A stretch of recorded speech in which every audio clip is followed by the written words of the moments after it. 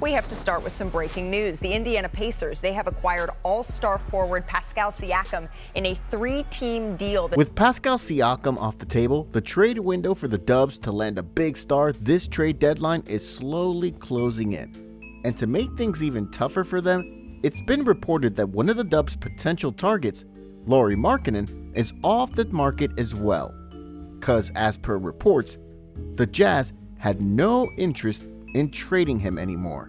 But despite these big developments, it doesn't mean that the Warriors aren't gonna make any moves, and truth be told, it's not only us who feel that something big is gonna go down very soon, cause Draymond feels it too.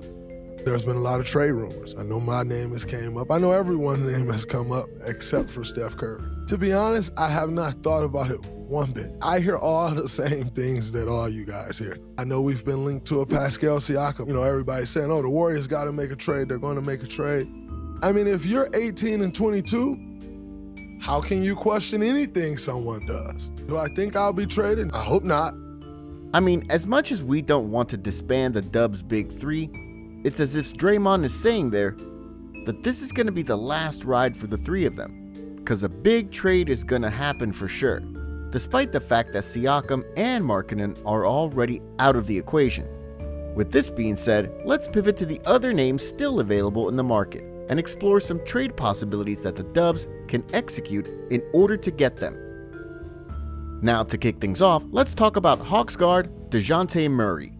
Aside from Siakam, Murray's name has also been linked with the Dubs in recent weeks, and in my opinion, this might be the Warriors' best last chance to get a solid player who can really turn things around for them this season, with the market for superstar bigs already dried out. Though Murray seems like less of an ideal fit than Siakam or Markkanen, mainly because he doesn't lean on the scoring spectrum that much compared to those two, Murray's defense would no doubt bolster the Dubs' defense as a unit, and this is someone that the Dubs badly need right now, with the way they bottomed out in almost every major defensive stat category all season long. Although his defense kind of declined a bit this season with the Hawks, Murray was once a member of the NBA All-Defensive Team back in 2018 and was a steals leader in 2022. This season, the 2022 All-Star is currently averaging 21.1 points, 4.9 rebounds, 5 assists, 1.4 steals on 47.1 shooting from the field, 38.2% from 3, and 82.9% from the charity stripe. Apart from his defense, you see that Murray is your typical do-it-all kind of guy. And this is the kind of player that Steve Kerr wants, just like Potts and Draymond. Guys who basically stuff the stat sheets, and two-way guys like Wiggins, Moody, and Kuminga. With Klay still finding his stroke and Wiggins playing like he's physically and mentally somewhere else, Murray can definitely fill in for these two as he puts buckets on the board while guarding the best perimeter scoring threat of the opposing team. Now on the offensive end, Murray is a great pick and roll initiator who can feed himself and feed his bigs on the roll or on the pop, as well as other teammates who are on a stakeout in the perimeter, waiting for kickout passes. With a guy his caliber and the stuff that he brings to the table, the Dubs must be willing to sacrifice one of their young guns and perhaps one first-round pick as a kicker to get this one through, because Murray ain't gonna come cheap. With this in mind, the Warriors must build the package around CP3, which includes Corey Joseph, Moses Moody, along with one first-round pick in exchange for Murray and Clint Capella. CP3 is one of the highest paid players in the Dubs payroll right now, as they're currently paying him $30.8 million this year. So it totally makes sense for them to move him in order to match both of Murray's and Capella's salaries. And speaking of Capella, there's no doubt that he would fit as well, because in the last few seasons, the Dubs always lack a legit big who can protect the rim and deliver alley-oops on the roll, when Steph, or any guard for that matter, engages in a two-man game. If the Dubs pull this off, then their new starting lineup would feature Steph and Murray on the backcourt. Klay will then move to the 3 spot while Draymond and Capella rounds off the front court. And if the Warriors wanted to infuse more scoring onto their starting unit, then Kuminga can switch with Draymond for this specific situation. With Murray and Capella on board, the Warriors will finally establish a defensive identity that has been missing for them this season, and they'll definitely complement or offset the guys whose main job is to score. To me, this theoretical lineup is not going to be enough to bag the chip, but it is certainly a huge upgrade from the pieces that they're currently working on. Anyway, off to the next guy on the list.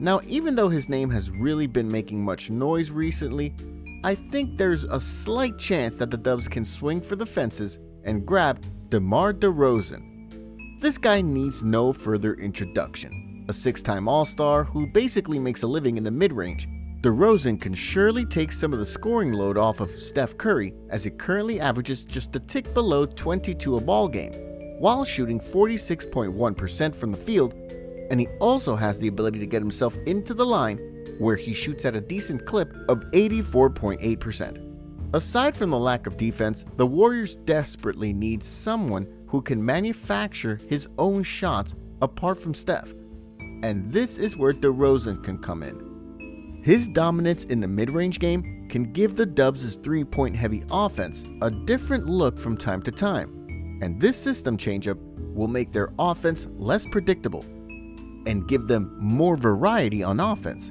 as Steve Kerr emphasized last playoffs. Now, to push for this trade, the Warriors have to give up CP3 once again, Moses Moody, along with a 2026 first-round pick, a 2026 second-round pick, and a 2028 second-round pick in exchange for DeRozan. The three-headed scoring monster with Steph at the helm, while DeRozan and Klay flanks him, looks quite alright on paper. And if you add Kuminga and Draymond into the mix, this small ball unit carries a vibe of a new-look death lineup onto it. Just like the previous trade though, I don't think this ain't the type of needle mover of a trade that will put the Dubs over the hump.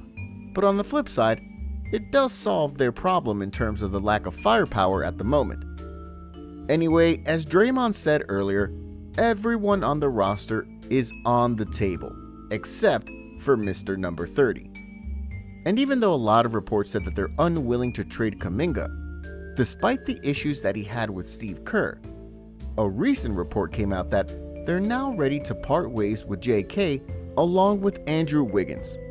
Now, although this report is not yet confirmed, as it's basically just pure speculation, let's try to put a package surrounding JK and Wiggins to see what we can come up with. Outside of the big names on the market, the Dubs could go for a mid-type kind of player like Bojan Bogdanovic. For this trade to happen, the Dubs would have to give up Kuminga and Wiggs for Bogdanovic straight up. And I think this is a win-win trade to all parties involved. Averaging 46.4% on the field and almost 41% from three, Bogdanovic will give the Dubs another spot-up knockdown shooter who can help Steph offensively and make the defense pay when penetrators kick the ball out to him. Meanwhile, a change of scenery in Detroit could help Wiggs to build himself back again. And as for JK, he'll definitely have all the minutes in the world, as Monty Williams will definitely let him play as much as he wants, cause Detroit is currently tanking. We're in rebuilding mode right now. Now, as for the last theoretical trade, let's put Draymond along with JK in exchange for the Spurs' Keldon Johnson, Zach Collins, or Seti Osman, plus a first-round pick. For the Dubs, this is going to be huge for them, because not only will they get a young two-way wing that replaces JK, but they'll also be landing a big in Zach Collins, who can provide interior defense, rebounding, and has nice vision as well for his size. And if it's Osman, then they'll have another high IQ guy like Saric, who can also be a perimeter threat and at the same time run and score buckets in transition. With almost 2 weeks away from the trade deadline, we still have no clear idea on who the Dubs are gonna really trade and keep, despite a lot of reports coming out and swirling by the minute. But with an 18-22 record and standing 2 full games back from a play-in spot, it's quite certain that a big change is coming in the Bay Area soon. And from the way things are shaping up, this massive change will definitely shake the franchise's foundation to its core and eventually define its future.